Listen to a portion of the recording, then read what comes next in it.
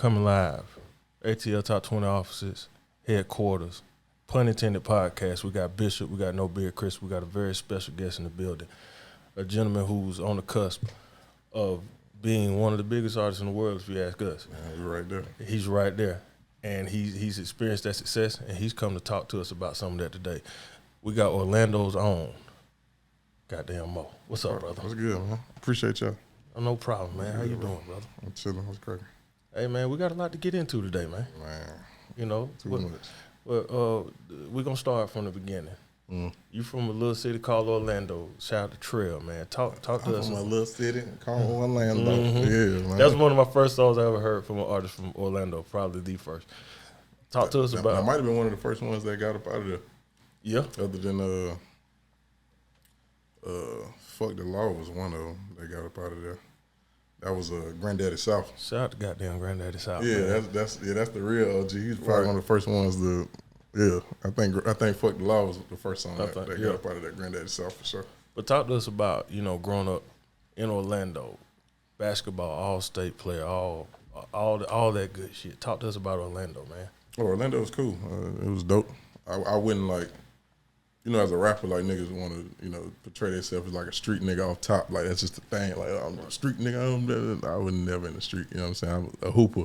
But my niggas got active for sure. I was always good. You know what I'm saying? Like I got a nigga. Right now he almost done doing his bid. I think he can get out this shit. My nigga, whatever. My dog, he on the way out. Yeah, he on the way out. So, I got niggas that do what they do, but I was just a ball player. You know what I'm saying? Like that kept me out of trouble and that kept me busy. So I always did that. I stayed in sports and school. You know what I'm saying? That was really it. But a lot of the shit I rap about was, a lot of what I seen, but, also what I did. You know what I'm saying? Like we wasn't, like I said, in the street, but we wasn't in the best area either. You know what I'm saying? Like niggas still ate noodles and peanut butter jelly every day and, you know what I'm saying, that type time. So it was really just a hustler. You know what I'm saying? I watched my mama get up every day at 3:30 in the morning to go to work. Same thing. So, that's where we got the hustle from. Just wanted to change that. Now, we was talking about, when I seen you the other week, we was talking about your hooping, and you said, and we'll throw this challenge out there for anybody, he said he can beat any rapper's ass in basketball. You can beat Key Glock.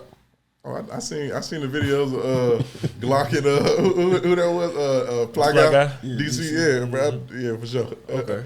Talk to us Glock, challenge accepted. Come on, Glock. K-Camp pretty good. Yeah, Camp can hoop too. Camp nice. Boy Bo can hoop. Yeah, it's some nice niggas. But you say you can beat all their ass. That's what he said. Not this ain't me talking. This man said that, bro.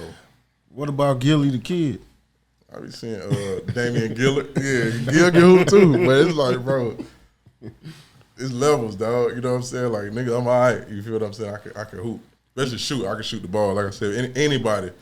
We can a nigga out of shape right now, so that's a little tough. But as far as like, nigga, we can line it up. It don't matter how much they want to bet. If we shooting the ball, nigga, I'll line up against anybody. Hey, Fly Guy, you got your shit on Wednesdays. Hey, them runs, right? Hey, man. Let me get it active, man. Where the runs at, man? I'm just saying. Come on. So, he nice. Fly Guy nice though. Yeah. I seen it. Yeah, he nice. Glock now. Like, okay, these niggas can hoop for real.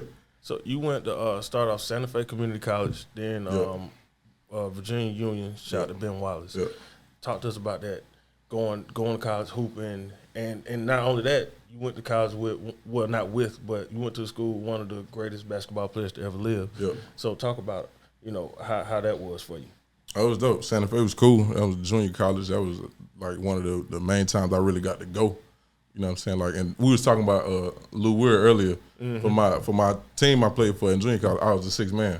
Like, Lou Will made that shit, like, all right, cool. You know what I'm saying? Like, yeah, like, nigga, I don't mind coming off the bench because I know when I'm coming off the bench, I'm coming to score. Right. You know what I'm saying? So I used to love that. So that was dope. Like I said, I was a first team all conference player with that. Then I went to Virginia Union after that. And Ben was there. He used to come play pickup with us and pull up to the school in his Maybach and or whatever car he felt like pulling up in that day. Right. Just doing whatever he wanted to do, bro. Like it was a good experience for sure. When you realized you weren't going to the league? Cause that's a weird time when niggas be like, damn. Oh, really? I mean, shit. Really, when I didn't go Division I, Virginia Union is D2. It's in order to go to the league from D2, right? I don't think nobody did that shit since the 1990s. You know what I'm saying? Ben Wallace. You know what I'm saying? And Oakley and I think Scottie Pippen went to like a NAIA, NAIA. He yep. wasn't even there. You know what I'm saying? Like, nigga, that shit is impossible now. You know what I'm saying? Like, if you ain't going D1, you almost ain't got a chance. Like, even, what's buddy? I think, correct me if I'm wrong, Duncan Robinson went to a D3 school, but then he had to go to Michigan to get the look to go to the NBA. Right. You feel what I'm saying? So it's like, I think it's pretty much not happening if you're not going D1. But, you know, overseas was still a hope. Yeah, you know what I mean? And then after that, I'm like, man, fuck this shit. I'm finna go rap. Yeah, I don't want to work no damn job, even though I had to in the meantime. Like, I had hella jobs too. Nigga. I was working. What the fuck you was doing, man? Bro, Boys and Girls Club, refereeing, fucking working at a gym, basketball gym. Nigga. If you name it, I did it, bro. You know what I'm saying? Like, it was just hustling. You know what I'm saying? That's all I knew. Shit, get some money. You know what I'm saying? Like, it ain't got to be illegal, but just every day figure out how to get some money. Before we get to the music, who the toughest nigga you had to guard when you was hooping? Oh, in high school? Well, in high school, Shane Larkin for sure. For sure. It was no guarding Shane Larkin in high school. You couldn't do nothing with him? Couldn't do something with you? I was doing me. Okay. You know what I mean? I was doing me. They know. There ain't no secret to that. They know. And then college, probably, really my teammate in college at Santa Fe was probably the nicest, not probably, he was the nicest point guard in the country for sure. It was Bobby Hunter. He was cold. He averaged like 30. Goddamn. He was cold. He was super cold. Shout out to that nigga Bobby. Yeah, shout out to that nigga Bobby. Shout out to Bobby for sure. So, who was some artists that was popping like when you was, you know, before you got into the game that you was listening to that was from Orlando that was popping? The main one that when we heard him, we like, oh, okay, Orlando got some. You know, it was one before. You know, it was always like Moot Boy. He's still around at the time. This is who we knew of out of the city. It was like Armstrong, Moot Boy, Flav Rock. They had like their own little movement in the city. Like we knew who they were. And you had D-Boy who came along. And then when Whoop came along, you know, I would never sleep. Yeah, Yeah, when Whoop came along, it was like, okay, we really got something. Cause he had like a crazy with him and KT. Yeah, I broke Whoop in Atlanta. Oh, yeah. Yeah, okay. I believe that 100%. I broke it and then I think he got jammed up. Yeah. And, yeah. But when it was hot though. Yeah, it was smoking hot, bro. When I seen him, it was like, oh, okay, yeah, Orlando, we really got something. You know, he had a movement that we hadn't seen before, ever. You know what I'm saying? As far as like support from the city, and then whenever he popped out, the whole city popped out. So what made you, you know, how did your journey start, like getting into the game, into the music business from hooping? Was you writing, like was you perfecting your craft when you was on the court, or like how did it start? No, I just jumped right in it. I always been a music fanatic, like, you know what I'm saying? I used to watch Rap City in the Basement and all that. I just love music, you know what I'm saying? Like Ludacris was like probably my favorite rapper coming up easily, you know what I'm saying? From the videos to the animated delivery to the bars, all that. So I was always infatuated with the shit, but then when I told you I went back home and I started doing it, I just knew what I wanted it to sound like. You know what I'm saying? And if it didn't sound like what was in my head, I knew that you know what I'm saying, I shouldn't be doing it. But I ended up doing that. You know what I'm saying? Whatever I was going for, shit, that's what was coming out. Like I knew before I even jumped on my first beat what I wanted it to sound like. So going from that to you having Out of There, Yep. which went viral. It got the city behind you, and it caused a little bit of a bidding war. A big bidding war. Big bidding war. Big bidding war. Talk to us about that time and that process. Yeah, that shit was crazy. We put that out. Shout out to Ayo, the producer. He, you know, Grammy Award winning producer. He did a WAP for Cardi B and Meg Thee Stallion. He produced that joint, and hella other songs too. But you know, he from the city too, from Orlando. I had met him, and you know, we got to working. I was writing for a lot of people with him. You know, seeking placement opportunities, and we made Out of There in like June 2019, and the shit was so hard, bro. We knew it. We knew we had one, bro. When I said we knew we had, we made it in June, put it out in August. You know, sometimes you make music, that should take a year to come out, 2 years to come out. Bro, we made that song, we knew we had one, like 100%. So that shit was crazy. So we put it out. It immediately caught in the city, like immediately, because I hadn't dropped no music in like a year. So I guess people was waiting on it. So when we dropped it, it didn't sound like nothing. It was a completely different sound, refreshing. So everybody started fucking with it. And then you know, I had got it on 2K with my relationship with Aaron Gordon. I was running around New York with him and met Ronnie 2K and a couple other people running around with them. Played them the song, and they like, oh, this shit hard. You know what I'm saying? We get on the game, and that's how that happened. And shout out to Vic too. Vic is the reason why I signed that. Shout out to Vic, my homie Vic, female in the NBA industry. Okay. She know everybody. She the plug. She the dot connector. You know what I'm saying? Shout out to Vic. That's how I got to Ronnie through her. And it got on the game 2K, and then maybe like 3 months later, I would say. So it came out August, 2K December, March. Somebody DM'd me. A random person was like. But I didn't even know what TikTok was at the time, bro. I had no idea what TikTok was, bro. Not to say I'm out of touch, but like I don't even give a fuck about social media. Right, you know what I'm saying? So I didn't know what TikTok was. A girl DM'd me. She was like, you know, your song got 300 videos on TikTok. I was like, nah. Like send me the link so I could. You know what I'm saying? I downloaded the app. I see it. It's like 300 and I think like 13 videos at the time. Like everybody doing a little dance to it. So I was like, oh shit. So I started monitoring, and like the next week it was like 3,000. The next week is like 30,000. I'm like, bro, what the fuck is going on? Like, not even. I'm seeing, and again, I'm 100% independent at the time, so I'm on like my Spotify for artist stuff, looking at it, and then my numbers is going from 2,000 streams a day to 20,000 streams a day to 42,000 streams a day to 60,000 streams a day. I'm like, bro, what the fuck is going on? And then before I know it, my DM, here come Alamo, here come Interscope, here come Columbia, here come whatever label you name was in my DM within the next month after that.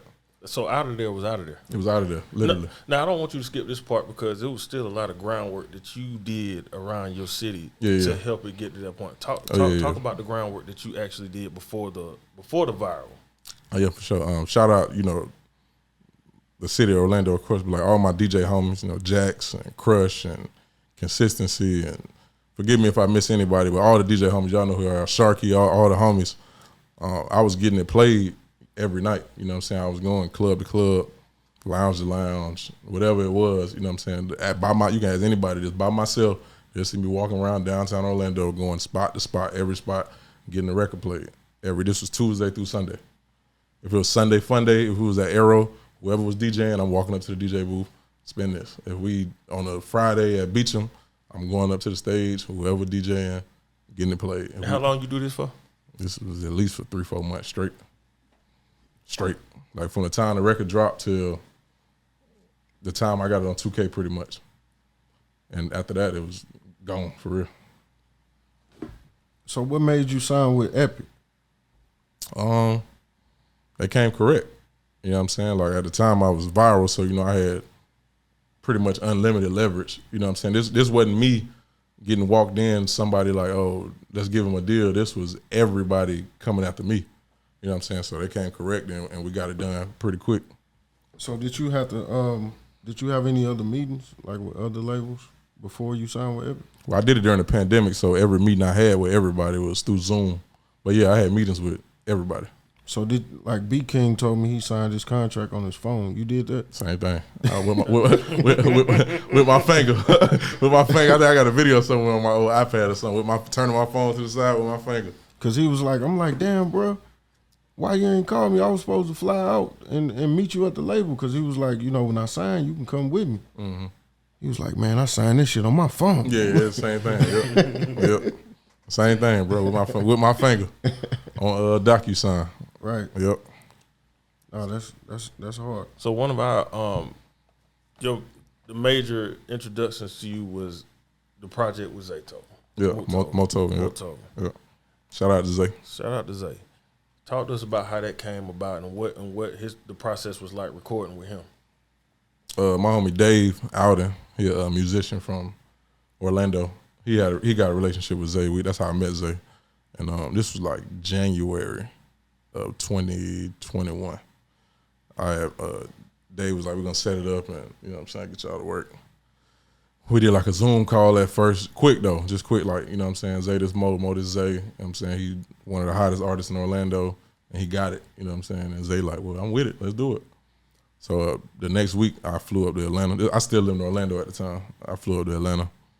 We got in the studio at my homie Tilly crib, engineer Tilly, mixed by Tilly, he do all QC stuff. Yeah, and Zay started loading up beats. The first beat he loaded up was the fucking up a check beat.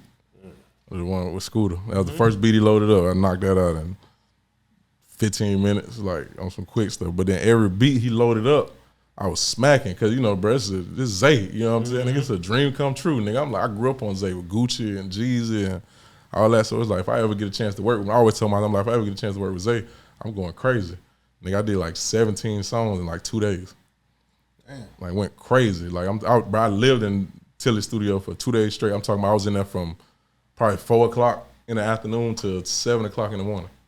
Like wouldn't leave. And then when I left there to go back to my hotel, I would go finish the songs that I was working on at the studio just to finish them and have them the next day to play for the nigga. So he'd be like, okay, yeah, let's keep going. Because I was supposed to get him on my project, just like a song or two. But I was smacking all his beats and we talked. I'm like, bro, we might as well just do a whole tape. He like, well, then that's what we doing then. So we got them 8 songs together, the strongest 8 we felt like, and shit, you got most of them. You absolutely love that project. Oh yeah. Just when we talk about you, what was it about that project that made you feel like, okay, this the one that's gonna really connect? Oh, bro, it's a no skip, easily. I'm like, I don't know who could disagree with that. You know what I'm saying? From front to back, I think 1 through 8 is a flawless project. And I think I give, some of me on there, but I also give, the hit record factor. Like I let people know I can make music on there for sure. And then also too, like I said, I got Scooter on there. You know what I mean? That's legendary within itself. And I put the Orlando, Hot Boy on there just for the city. And I put my little brother on there, Moolah McGrady, who I think, one of the best rappers, period, too. He from the my blood brother, like same mama, same daddy. But he can go. You know what I'm saying? Every project I done put out, he on there. So when you sign with Epic, you got Future, you got 21 Savage, you got Travis Scott. Like they like the big 3. So like how was that, being on the same label is all 3?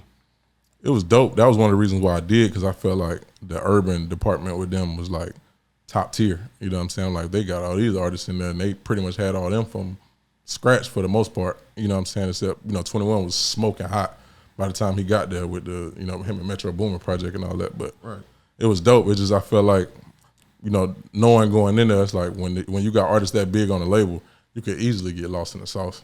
You know what I'm saying? Because at the end of the day, they priority. You know what I'm saying? You got to work to get yourself to that stature. You know what I'm saying? But at the end of the day, they priority. So like I said, it was cool, but, it is what it is. I know I had got a phone call. I think I got an email. I think Tiffany hit me about doing a dinner party. Yeah. That was my first time actually doing a dinner party for an artist that was signed to a major label. Yeah. So that was pretty big, and I appreciate that. No, for sure. What I'm saying? No, I appreciate you, bro. We listened to Dripping Like I'm Walking on Water, like it was. Oh, that was one of them ones, yeah. It's definitely a classic. Yeah, one of them ones. It's definitely a classic, man. Like, I still listen to it, from time to time. It's just, what was the last song on that tape? Life Chose Me. Yeah, that song hard. Yeah. That's one of my favorite ones too, like I said, because a lot of my songs, bro, I just, niggas just vibing, you know what I mean? But with that song, I put some thought into it, because I'm telling my story on it, you feel me? So you got this new song called Nah For Real. Nah For Real. How did that song come about? That's the lingo. Shout out to Ayo again. The same one that produced Out of There for me. He did Nah For Real. We got a bunch of songs together too. We probably do a project too, sooner than later. But that's the lingo, you know what I'm saying? Me and my brothers, we were saying Nah For Real for years, you know what I'm saying? And that was my ad-lib on my early song. They used to say Nah For Real all the time. Right. You know what I'm saying? So we was in the studio one day and he's like, bro, we gotta get this Nah For Real song out. And I got in there, he cooked the beat. This nigga make beats in 5 minutes.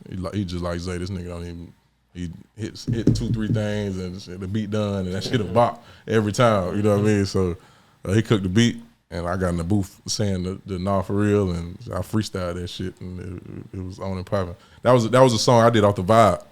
Like it was, like I said, it's the lingo, so how I felt when I say Nah For Real, that was what was coming out of my mouth. You know what I'm saying? That shit, we ran with it. It's a bop. So you say, is that almost like 100,000 views?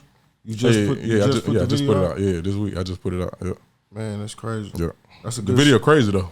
Yeah, that's the a video good hard. sound. Yeah, the video. I appreciate it, bro. Yeah. Do you see yourself getting back more to what you were doing when you first started before you got the deal. Mm-hmm. Now that you know back independent, Mm-hmm. you know, do you see yourself getting back now working with AO and you know doing different things? Yeah, I never stopped working with it. Right. Yeah, we never stopped. My formula ain't changed. You know what I'm saying? It's just it expanded some because you know what I'm saying I was signed and all that good stuff. And again, but even still, like I was always gonna work with Zay. I was always gonna, you know what I'm saying? Ain't nothing changed. The formula stayed the same. But now I could just drop whenever I feel like it, which is what I missed. You know what I'm saying? Being able to let music go whenever. Now, with that said, do you want to be signed again? If it's the right situation. Define the right situation. I could drop when I want to. It ain't too much back and forth going on about the marketing. You know what I'm saying? Like it's whatever we feel like will work based on facts. Like you know what I'm saying? We don't anybody with me and my team. We don't go to people like even with y'all when I did the event with y'all. That was based on a history of what y'all have done with other artists. You know what I'm saying? That wasn't just on some ATL Top 20 is a thing that other people do. Let's go do that. No, like y'all got results clearly. So in order to get them results, you know what I'm saying? That's what we need to go towards. So if marketing strategy could be, you know, mutually agreed upon based on facts and knowing that we know what's going on because we outside, you know what I'm saying? Then I would love that as well. And then just, you know, my creativity was never compromised. You know what I'm saying? I was able to do what I want to do musically all the time. You know what I'm saying? Whatever song I turned in, we dropped. You know what I'm saying? But it was like, it's a lot of structure and a lot of holding up stuff. Like, I had a song that was going viral. We turned it in May. It didn't come out till August. It's like. What was the name of that song, by the way? Addicted to Finessing. It didn't come out till 3 months later. It's like, it's viral now. You know what I'm saying? So if it's viral right now, we should capitalize on the moment tomorrow. Right. Not 90 days from now when it's not viral no more. You feel what I'm saying? But so that along the lines of that, other than that, then yeah, if it ain't that, I don't want to do it. No, that makes sense. I know a lot of artists that I be trying to tell them, you know, what they need to do because they let the label control their budget. Mm-hmm. Like, oh, we're gonna spend the money with these people. And it's like those are they friends. Yeah, like, it's their homies. You know what I'm saying? Yeah. Like they don't always know what they doing. Yeah, it ain't their money, so they just getting their homies a bag. Yeah, they just getting their homies a bag. That's all they doing. Yeah. So it's like when you got relationships, like it's good that you know how to control your budget. Yeah, for sure. Like if like y'all even some songs, bro, like a couple songs I done got mixed, been 4-5 bands for a mix. I'm like, who the fuck paying $4,000-$5,000 for a mix, my nigga? Like, I can take that shit to my partner and get it for $500. It's gonna sound exactly the same. You know what I'm saying? Who the fuck paying five? You know what I'm saying? That's running the budget up. So they like, damn, this nigga spending $25,000 on mixing. I would never. You know what I'm saying? Like, it might be somebody who mix rock and roll music. Yeah, some goofy shit, dog. It's like shit like that. It'd be like, bro, I'm not. You know what I mean? I don't want to. Nigga, I could have spent $5,000 on YouTube ads or something. Nigga, why the fuck I'm gonna pay somebody $5,000 to mix a song? Man, I went to the studio one time and it was an engineer. He was mixing the song, but then he'll turn the song off. Then he'll listen to R. Kelly and get his bounce right. Yeah. Then he'll go back to the other song. Yeah. I'm like, what the fuck is this nigga doing? Nah, they do that for like I don't know if it's for inspiration or for, I don't know. Engineers got their way of doing shit just like we do. You know what I'm saying? Yeah, they got their process for sure. I had a nigga, this nigga, he's from Florida. I forget his name. This was years ago. This nigga, I was just sitting there. I was like, hey man, you know, I just want to see how you do it, right? Because I thought I would want to do some shit like that. Never. This nigga, he'll do some shit, yada yada. This nigga had a stack of CDs, the ones you used to get from goddamn Walmart. This nigga had a stack of CDs. He'll put the shit on the CD. He'll leave, and then he'll come back 10 minutes later. And so I was like, hey man, what the fuck you doing? He was going like, to the car. I gotta go to the car, man. I'm like, oh hell no, I ain't doing all that shit, man. Now, I do that too though. Like when I get a mix done, it's headphones, car, off the phone, Bluetooth speaker, everything, bro. Play it off the TV. I mean, I get it now, but then I'm I'm like, man, fuck, man, I ain't doing that shit. Yeah, I ain't putting the shit out if it don't sound good on everything. So who mixed the project with you and Zay? Tilly. Yeah, Tilly hard. Yeah, Tilly hard. Yeah, Tilly the boy. Tilly, he mixed Amigos, right? Yeah, Amigos, Lil Baby. Yeah. City Girl, all QC. Yeah, he got the sound. Yeah. Shout out Tilly, shout out .com too. .com do mixing too, but he was like the recording engineer. You know, he wasn't hitting the button. Like .com started off the Motoven project for me, doing Fucking Up a Check and Never Broke Again, costs, all that .com was one like, man, do that shit I be telling niggas, I be like, man, you do your job, you'll get kidnapped. Like P, I know he kidnapped Tilly. Oh yeah, he ain't let Tilly go ever. Boy, I wouldn't let Tilly go either. Hold that man against his will. Oh yeah, it's over with. Shout out to Tilly, man. Lock the door. That's the GOAT. Don't. Plug told me, he was like, I used to be like, man, why you always DJ at Crucial? He like, man, they paying me not to work nowhere else. So you know that with Tilly, I already know he got that sound, he got the template. Yeah, he know what he doing. Yeah, he know what he doing for sure. What I know you got new music coming. You got to name a project. What's the process going on with the new music coming out outside of what you just released? Oh yeah, the project been done. I don't have that project done for. Shit, I had this project done before Motovin. Okay. Keep it 100. Motovin just happened though. You know what I'm saying? Like you know with situations, like you got to get them excited. You know what I'm saying? Like you get them excited, they'll jump behind it. Motovin gotten like, oh shit, you got Zaytoven all the beats.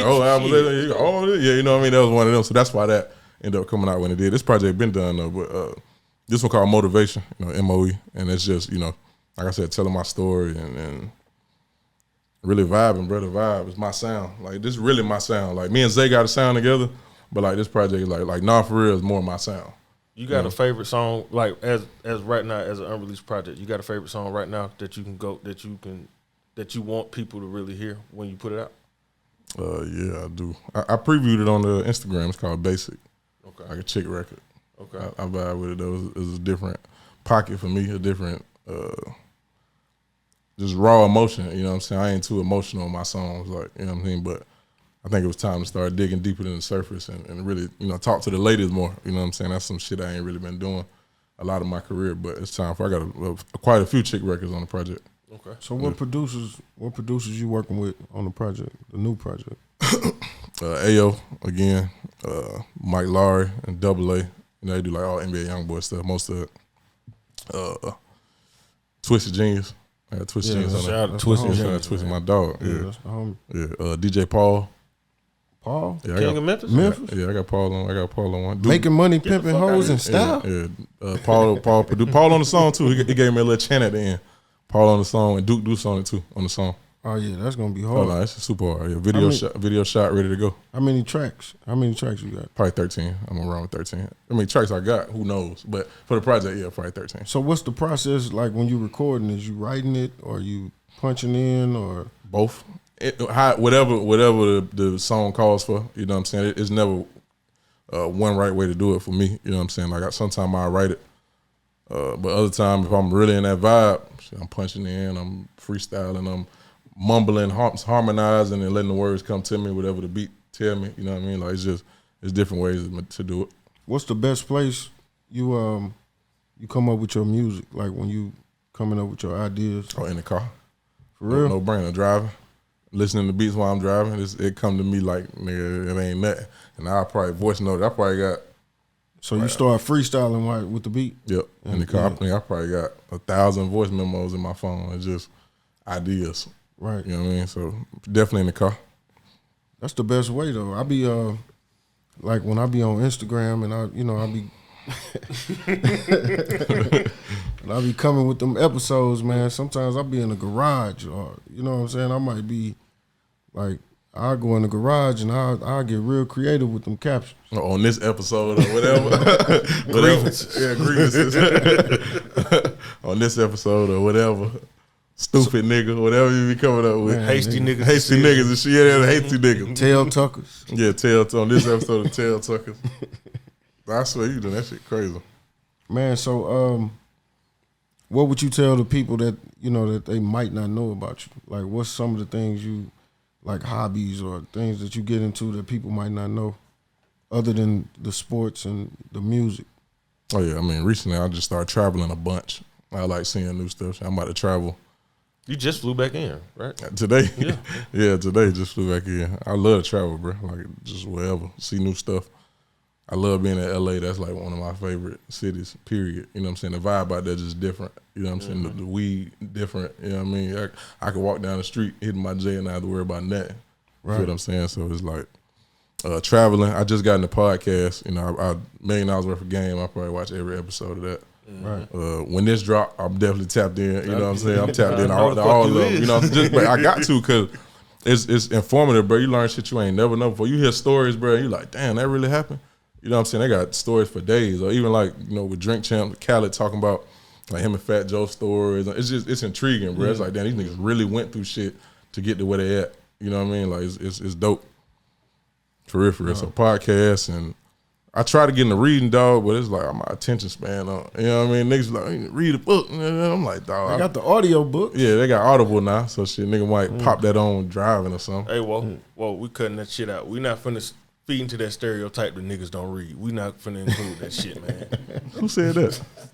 You, nigga. I ain't say I don't read. I said I try to get in the reading. Man, I can't. Nigga, I ain't say I can't read. You just said you ain't reading, the goddamn. timing. I was like, I used to read a lot, but since I've been so busy, it's hard. That's what I'm saying, bro. Nigga, attention span ain't sitting on no book. I ain't read a book in 2 years. I ain't gonna even. So this nigga saying all this shit and don't even read. You know what I'm saying?